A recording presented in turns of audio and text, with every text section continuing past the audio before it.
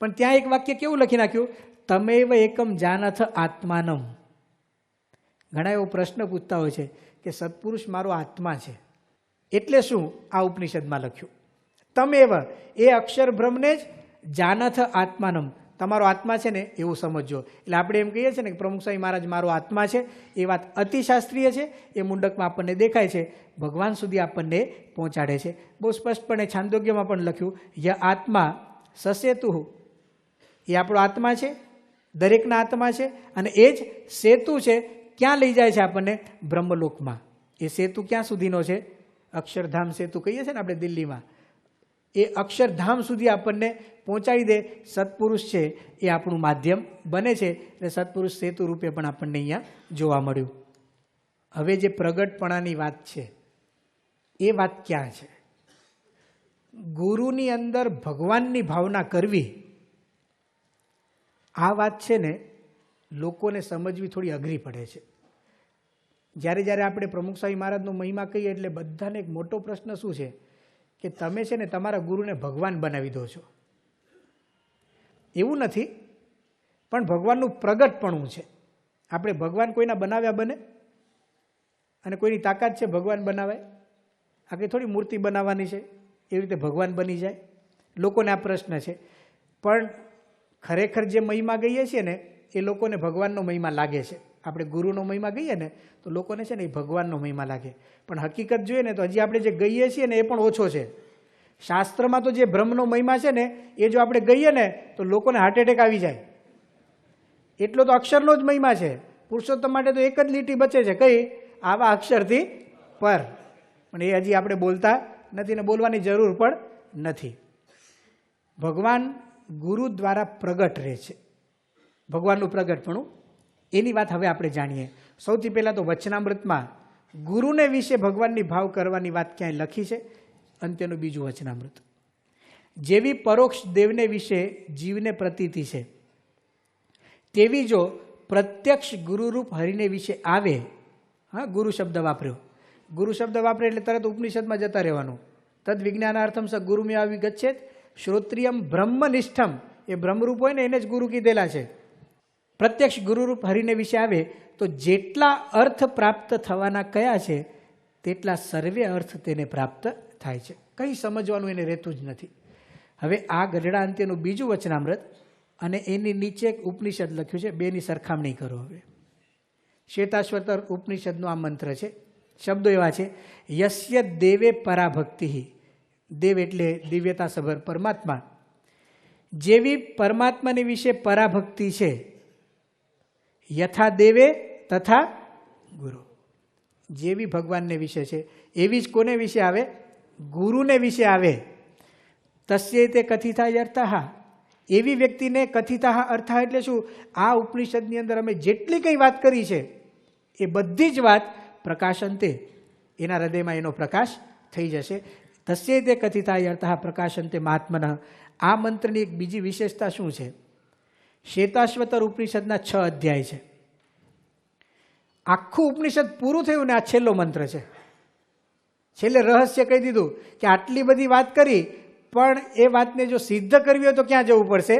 ગુરુ પાસે. એ ગુરુ કેવા હોવા જોઈએ? તો મુંડક એમ કહે છે કે બ્રહ્મ સ્વરૂપ હોવા જોઈએ, પરમાત્માની અંદર નિષ્ઠાવાળા હોવા જોઈએ, શ્રોત્રિય હોવા જોઈએ. તો આવી રીતે ભગવાનનું પ્રગટપણું એટલે ગુરુને વિશે ભગવાનની ભાવના કરવાની છે.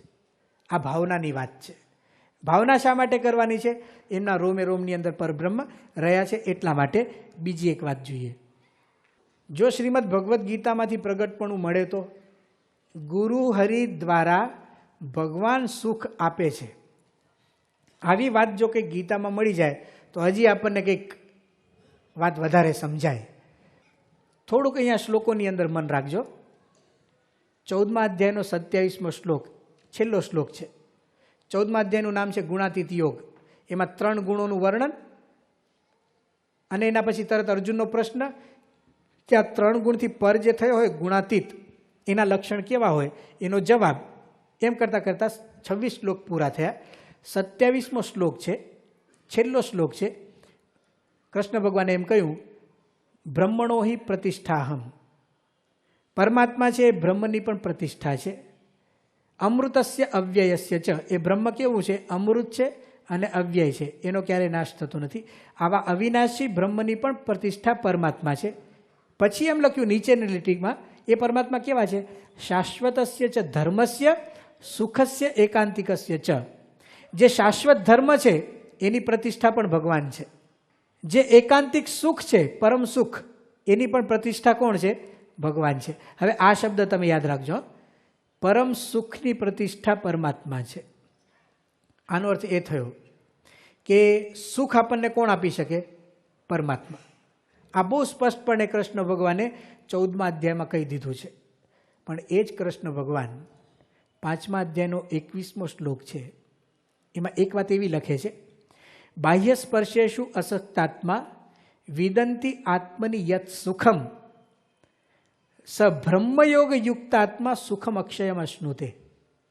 આ લીટીનો અર્થ શું થાય? નીચેની લીટી વધારે અગત્યની છે.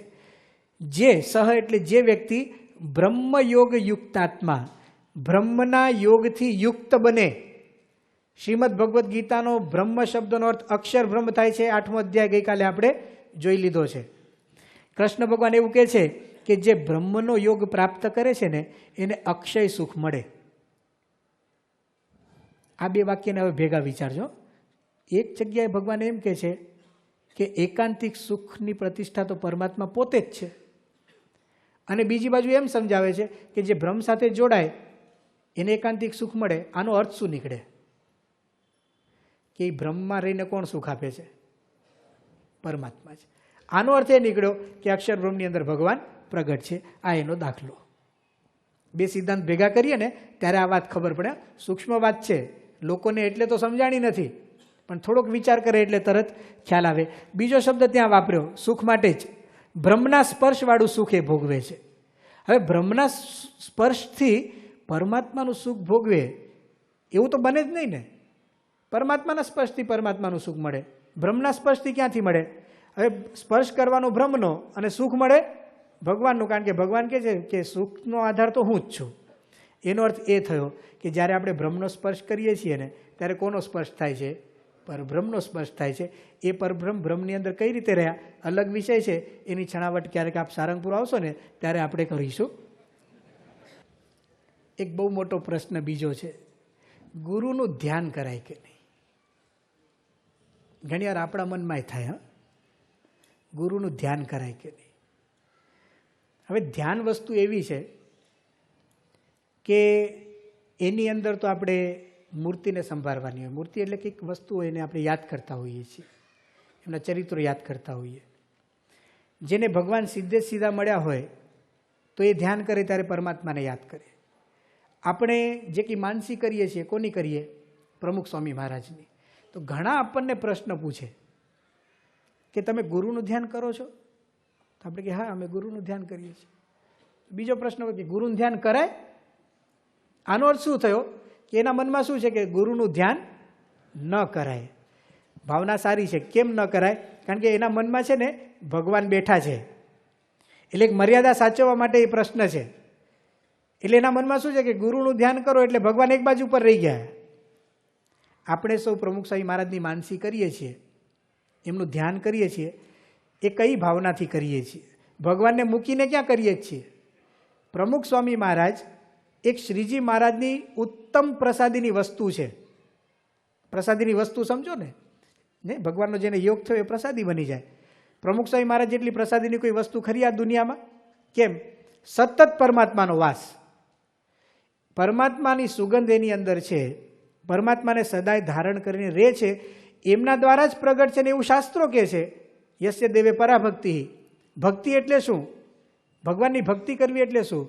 ભગવાનની સેવા કરવી, એમની કથા સાંભળવી, એમના ગુણનું કીર્તન કરવું, અર્ચનમ, વંદનમ, દાસ્યમ, સખ્યમ, આત્મનિવેદનમ, એમાં સ્મરણ ભક્તિ પણ લખી છે. જેટલું પરમાત્મા માટે કરીએ છીએ ને, યથા દેવે તથા ગુરુ. જો ભગવાનની કથા વાર્તા સાંભળવી એ ભક્તિ ગણાતી હોય તો ગુરુની કથા વાર્તા સાંભળવી એ પણ ભક્તિ જ છે અને પરમાત્માની જ છે. જો પરમાત્માના માટે આપણે થાળ ને વગેરે કરતા હોય એ ભક્તિ ગણાતી હોય તો ગુરુ માટે પણ એક કરવું. એમ જો પરમાત્માનું ધ્યાન કરવું એ ભક્તિ ગણાતી હોય તો યથા દેવે તથા ગુરો. એવી જ રીતે આપણે ગુરુનું ધ્યાન કરી શકીએ, એટલે એમાં મૂંઝાવું નહીં. ઘણીવાર આપણને પ્રશ્ન શું થાય કે પ્રમુખ સ્વામી મહારાજને યાદ કરીએ અને મહારાજને જુદા યાદ કરીએ તો હવે જરૂર નથી. એવું અપૂર્ણપણું માનવાની એ જરૂર નથી. ગુરુની પ્રાપ્તિ આપણે કહીએ છીએ ને, ગુરુ દ્વારા આપણને ભગવાન મળ્યા છે. ને તો મહારાજે છે ને પ્રથમના 9મા વચનામૃતમાં એવું લખ્યું છે કે જ્યારે પ્રગટ ભગવાન મળે અને પૂર્ણકામપણું ન માને કે હજી મારે તો છે ને ભગવાન પામવાના બાકી છે, તો એ પરોક્ષ ભાવ થઈ ગયો.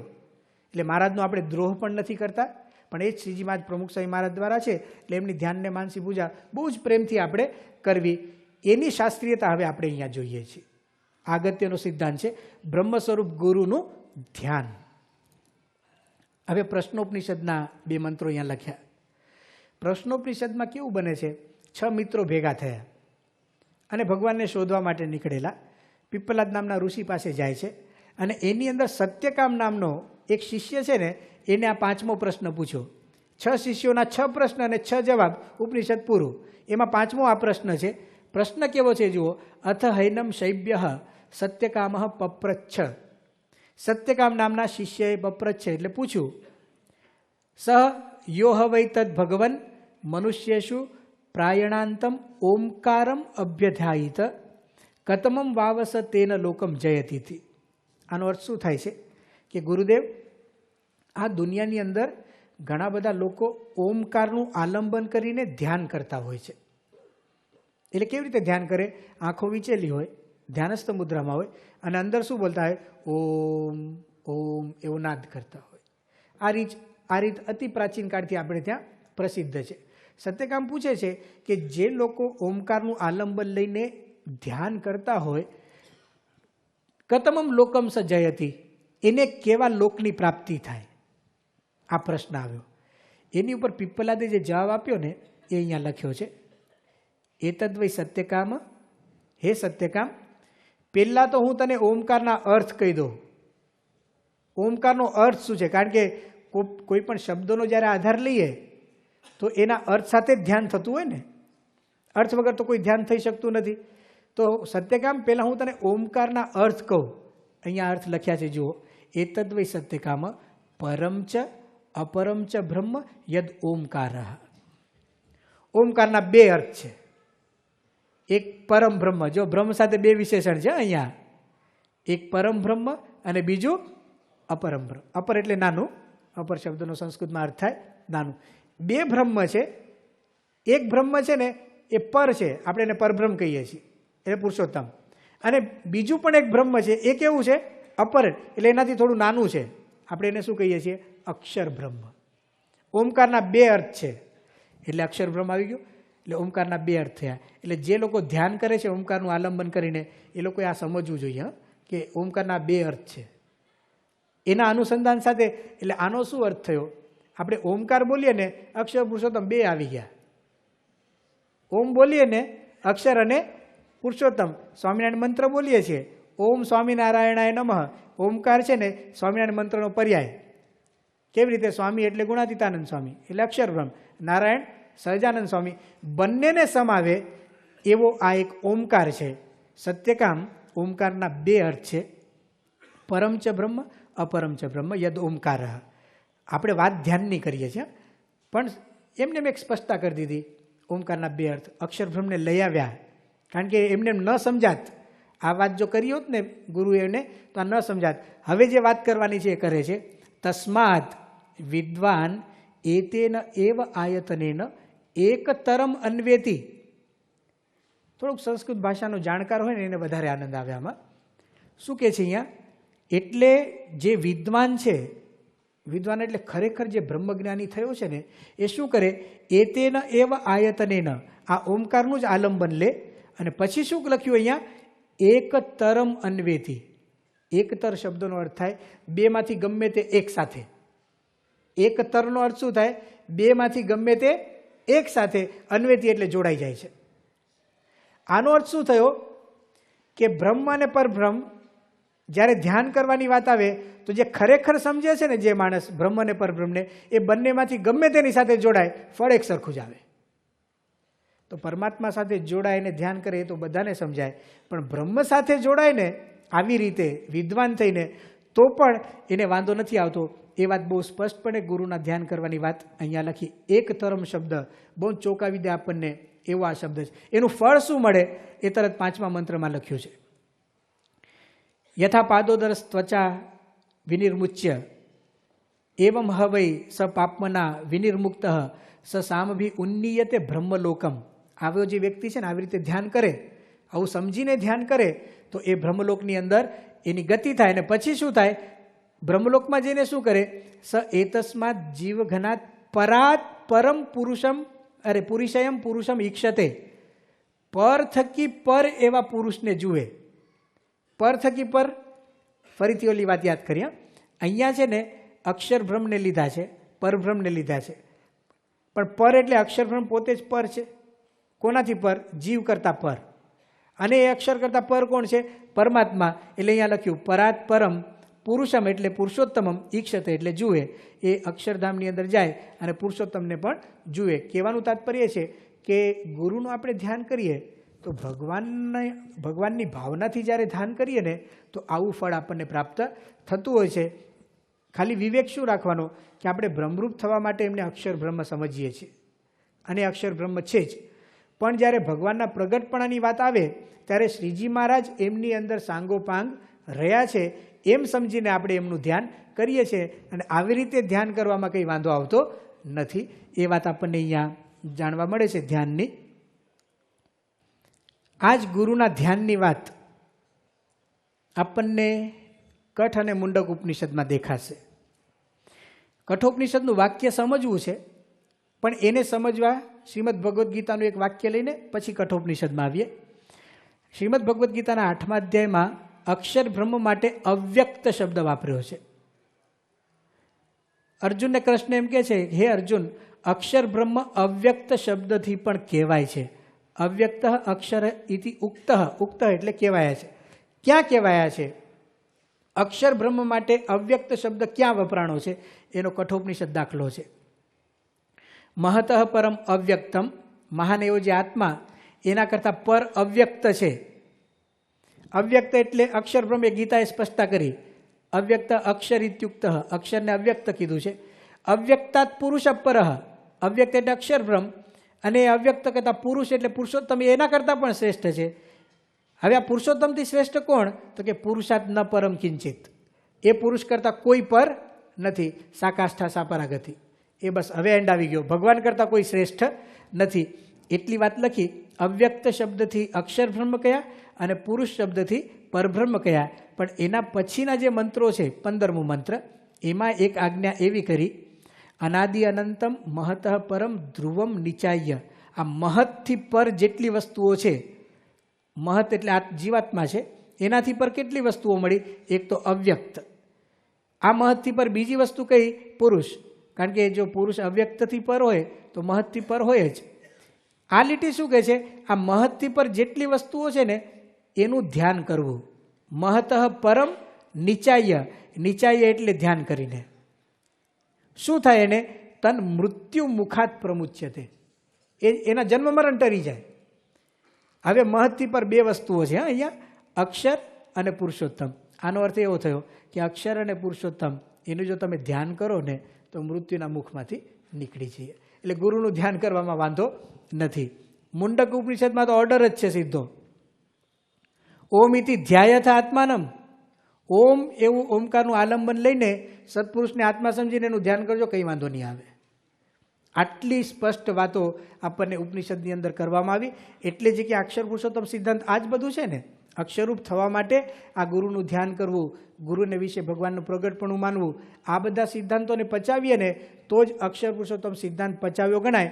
એ વાતો આપણને આવી રીતે શાસ્ત્રોમાં દેખાય છે. હવે ગુરુનો મહિમા તો આપણે સમજીએ, બરાબર છે. આ બધી વાતો કરીએ એ પણ બરાબર છે. પણ બ્રહ્મરૂપ થવું એટલે શું? કે અક્ષર બ્રહ્મના જેટલા ગુણો છે ને એમાંથી મોક્ષોપયોગી જે કંઈ હોય ને એ બધા આપણા જીવની અંદર લાવવા, તો આપણે બ્રહ્મરૂપ થઈએ. અહીંયા જો બ્રહ્મ સ્વરૂપ ગુરુના પ્રસંગથી બ્રહ્મરૂપ થવાય એવી એક વાત, બ્રહ્મરૂપ થવાની વાત મહારાજે વચનામૃતમાં લખ્યું બહુ સ્પષ્ટપણે કે નિરંતર મનન કરતો સતો બ્રહ્મનો સંગ કરે તો એ બ્રહ્મનો ગુણ જીવને વિશે આવે. એ વાત તો સીધી જ છે કે જેનું મનન કરીએ એના ગુણ આપણામાં આવી જાય. સ્વાભાવિકપણે લોકની અંદર જોવા મળે છે આપણને કે જુવાનિયા છોકરા હોય ને એ લોકો જો જે એક્ટરનું વધારે મનન કરે એની સ્ટાઇલ આવી જાય એની ઉપર, તો એ હાલે ને તો એકદમ આમ કડક કડક હાલતો હોય. કેમ કે પેલો હીરો છે ને એવી રીતે હાલ્યો હોય. તો ઘરની અંદર ચા પીવો હોય ને તો એની સ્ટાઇલમાં બોલે, ચાય લાવીએ. એટલે પણ શું થઈ ગયું તને? મનન કરતો સતો સંગ કર્યો, બીજું કાંઈ નથી. બહુ મનન થઈ ગયું ને, અતિશય મનન થાય એટલે માણસ છે પોતાનું ભાન ભૂલે. એક બહુ સર્વસામાન્ય વાત છે, સ્વાભાવિક બનતી ઘટના છે. એ જ વસ્તુને આપણે આપણા ગુરુહરિ છે ને એની સાથે જોડી દેવાની. જેને સતત પ્રમુખ સ્વામી મહારાજનું મનન થશે તો એની ક્રિયાની અંદર પ્રમુખ સ્વામી મહારાજનો ભાવ પણ દેખાશે. ગોપીઓને સતત મનન હતું કૃષ્ણ ભગવાનનું, તો એમની ક્રિયાઓ કૃષ્ણ ભગવાન જેવી થઈ ગઈ અને એ બધું કૃષ્ણ ભગવાનની જેમ બોલવા માંડી. એ વાત અહીંયા છે. આપણે બ્રહ્મનો સંગ કરવો, સતત પ્રમુખ સ્વામી મહારાજનો સંગ કરીએ તો એ બ્રહ્મના ગુણ છે એ જીવને વિશે આવે. હવે આ બ્રહ્મના ગુણ કયા છે? શાસ્ત્રોમાં ડોક્યું કરીએ. શ્રીમદ ભગવદ્ ગીતા 2 અધ્યાય, સ્થિતપ્રજ્ઞના લક્ષણ. અર્જુનની મતિ ડામાડોળ હતી, બુદ્ધિ આઘી પાછી થતી હતી. એટલે એણે પૂછ્યું કે સ્થિતપ્રજ્ઞના લક્ષણ કહો. સ્થિતા પ્રજ્ઞા યસ્ય સ, જેની પ્રજ્ઞા સ્થિર થઈ હોય ને એને સ્થિતપ્રજ્ઞ કહેવાય. ભગવાનના સ્વરૂપમાં જેની પ્રજ્ઞા સ્થિર થઈ હોય એને સ્થિતપ્રજ્ઞ કહેવાય. એના જવાબમાં સ્થિતપ્રજ્ઞસ્ય કા ભાષા સમાધિસ્થસ્ય કેશવ સ્થિતધિ કિમ પ્રભાષેત, કેવું બોલતો હોય, કિમાસીત કેવી રીતે બેઠો હોય, વ્રજેત કિમ કેવી રીતે ચાલતો હોય. આનો અર્થ શું થઈ ગયો ખબર છે? કે અર્જુને જે પ્રશ્ન પૂછ્યો ને એ કોઈ જીવંત સ્થિતપ્રજ્ઞનો દાખલો જાણવા માગે છે. કારણ કે બોલવાની વાત તો જ આવે, બેસવાની વાત તો જ આવે.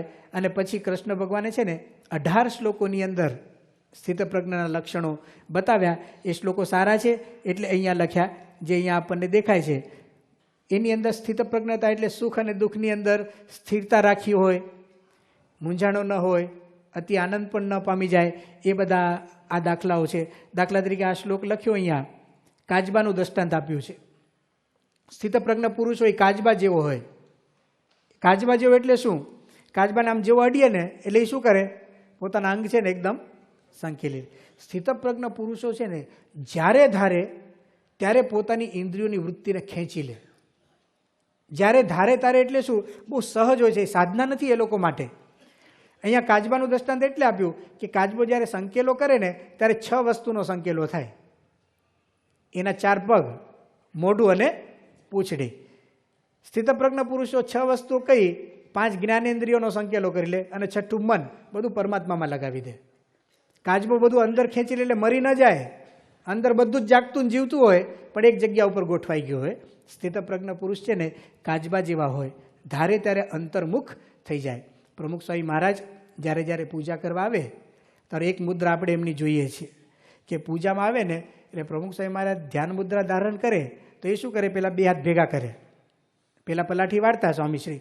અત્યારે એમને પગની તકલીફ છે એટલે સોફામાં બેઠા હોય. સ્વામીશ્રી 2 હાથ ભેગા કરે અને સેજ મસ્તક નમાવે એટલે કાચબો થઈ ગયા. પછી કોઈની તાકાત નથી, એ ધ્યાનમાંથી બહાર કાઢે. ગમે એટલું ચાલે ને સંસ્થામાં જે થવું એ થાય, એ ભગવાનનું બહુ જ પ્રેમથી ધ્યાન ધરે છે. આ એમની સ્થિતપ્રજ્ઞ દશા, એ ગુણ આપણે લાવવાનો. એ અક્ષર બ્રહ્મ થઈને આનંદ મુક્તોને ધારણ કરે છે ને મારે એ ગુણ લાવો છે, એ ન આવે આપણામાં. ગમે એટલો વિચાર, ઘણાને શું આવે મોટા મોટા કામ કરવા જોઈએ, નાના નાના કામમાં રસ નથી. આમ લાગે કે આપણે મુક્તોને ધારણ કરીએ છીએ, પૂર્ણ પુરુષોત્તમ નારાયણને ધારણ કરીએ છીએ, હું ધામરૂપ અક્ષર થઈ ગયું. ગમે એટલું મનન કરે ને આ ગુણ નહીં આવે. આપણી મુક્તિ થાય એટલું જ આવશે. આવા ગુણ લાવવાના છે, કાચબા જેવા થવાની જરૂર છે. ગીતાની અંદર આપણને એ સંદેશો મળે છે. તો એ બ્રહ્મના ગુણો છે. ખબર પડશે હમણાં એ બ્રહ્મના ગુણો કેમ છે. બીજો એક દાખલો જોઈએ સ્થિતપ્રજ્ઞના લક્ષણમાં. સમુદ્રનો એક દાખલો આપ્યો અહીંયા. સ્થિતપ્રજ્ઞના જ લક્ષણો ચાલે છે. આપૂર્યમાણમ અચલ પ્રતિષ્ઠમ સમુદ્રમ આપહ પ્રવિશંતિ યદ્વત તદ્વત કામાયમ પ્રવિશંતિ સર્વે સ શાંતિમ આપનોતિ ન કામકામી. જે સ્થિતપ્રજ્ઞ પુરુષો છે ને એ સમુદ્ર જેવા હોય છે. કેમ સમુદ્ર જેવા? 2 શબ્દો અહીંયા લખ્યા છે, 2 વિરોધી શબ્દો છે. આપૂર્યમાણમ અચલ પ્રતિષ્ઠમ. આપૂર્યમાણ એટલે શું? ચારે બાજુથી ભરાતો રહે છે. સમુદ્ર છે ને ચારે બાજુથી નદીઓના વેગ એમાં ભળતા હોય છે, તો પણ અચલ પ્રતિષ્ઠમ, એની પ્રતિષ્ઠામાં ભંગ થતો નથી. આ એની સ્થિતપ્રજ્ઞતા છે. એમ જે સ્થિતપ્રજ્ઞ પુરુષ હોય એને ચારે બાજુથી વિષયનો યોગ હોય, પંચ વિષયમાં નદીઓની જેમ વિષયો ઠલવાતા હોય, તો પણ છે ને એકદમ અચલ પ્રતિષ્ઠમ, એમની પ્રતિષ્ઠામાં કોઈ ભંગ થતો નથી. આ સ્થિતપ્રજ્ઞ પુરુષના લક્ષણો છે. આપણને ગુરુહરિ જે પ્રમુખ સ્વામી મહારાજ મળ્યા એ દરિયા જેવા છે. એટલે શું? ચારે બાજુથી વિષયનો યોગ, પણ તોય મતિ કેટલી સ્થિર છે. એમને જે કામ કરવું છે ને એ કામની અંદર જ એમની વૃત્તિ હોય. સામાન્ય માણસોની જો સારી ગાડી આવે ને, અને ધારો કે આમ બહુ મોંઘામાયેલી ગાડી આવે, તો પહેલાં તો કેવું મધ્યમ વર્ગને તો એ મળતું જ નથી. કોકની ગાડીઓ જોવાની હોય, કોકને વેવાય નહીં હોય તો એને વખાણ કે અમારા વેવાઈને ગાડી બહુ સારી છે. ઓલો વેવાય છે ને અડવાઈ દેતો ન હોય, ઘણીવાર એવું હોય છે.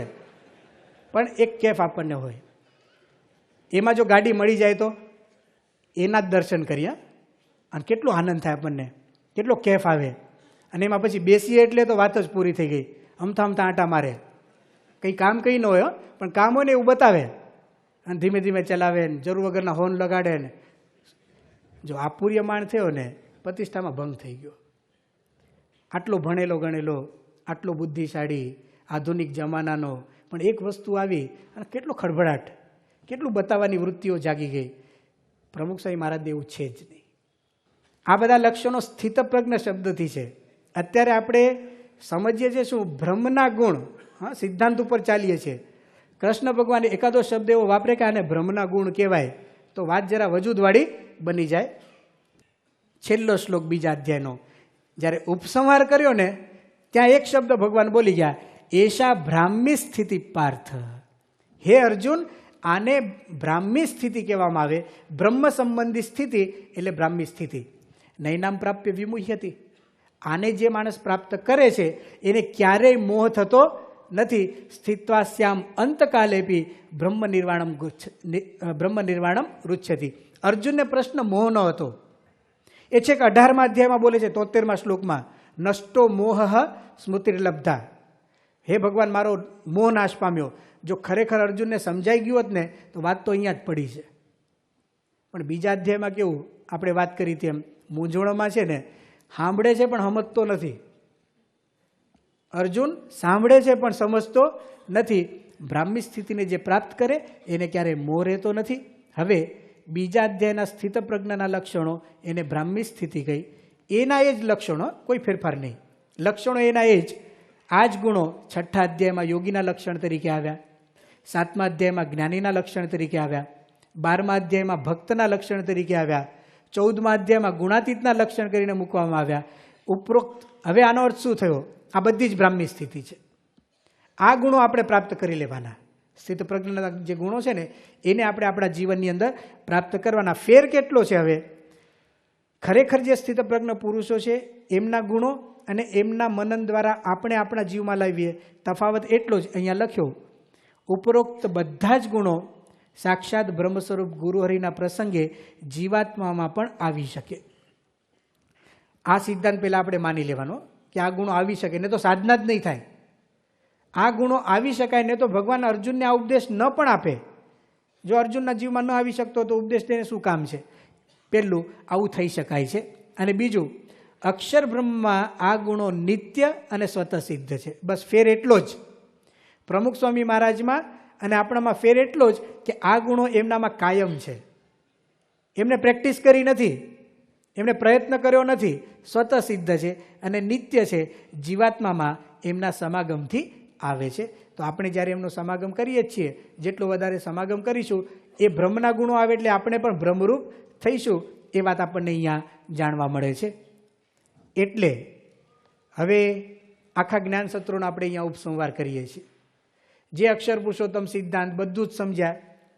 અક્ષર અને પુરુષોત્તમની વાત, અક્ષર અને પુરુષોત્તમના ભેદની વાત, એમાં જે અક્ષર બ્રહ્મ છે એના 4 સ્વરૂપોની વાત, ધામરૂપ અક્ષરની વાત, એ અક્ષરધામ સર્વશ્રેષ્ઠ ધામ છે એની વાત, અને એ જ અક્ષરબ્રહ્મ ચિદાકાશ રૂપે ધામમાં સેવા રૂપે પણ છે, અને ખાસ તો મનુષ્ય રૂપે આપણા ગુરુ રૂપે બિરાજે છે એની પણ વાત આપણે જાણી.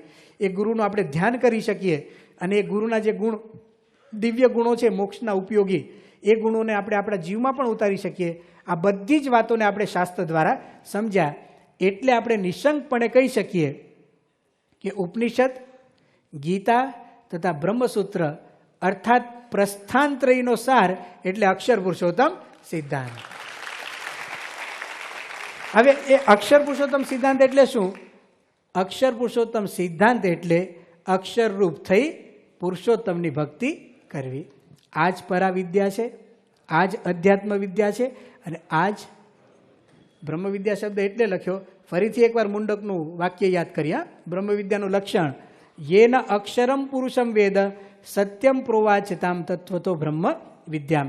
જેનાથી અક્ષર અને હવે આને શબ્દ ઉમેરવામાં બીક નથી લાગતી. અક્ષર અને પુરુષ એટલે પુરુષોત્તમ એ બંને સ્વરૂપનું તત્વ કરીને જ્ઞાન થાય એને બ્રહ્મવિદ્યા કહેવાય. તો એ રીતે આપણે બ્રહ્મવિદ્યા પ્રાપ્ત કરી. આપણા સૌ માટે આનંદની વાત તો એ છે કે બ્રહ્મવિદ્યાને સિદ્ધ કરાવનાર પુરુષ આપણી સામે નજર સમક્ષ છે. ખાસ તો આપણે છે ને અહીંયા શાસ્ત્રી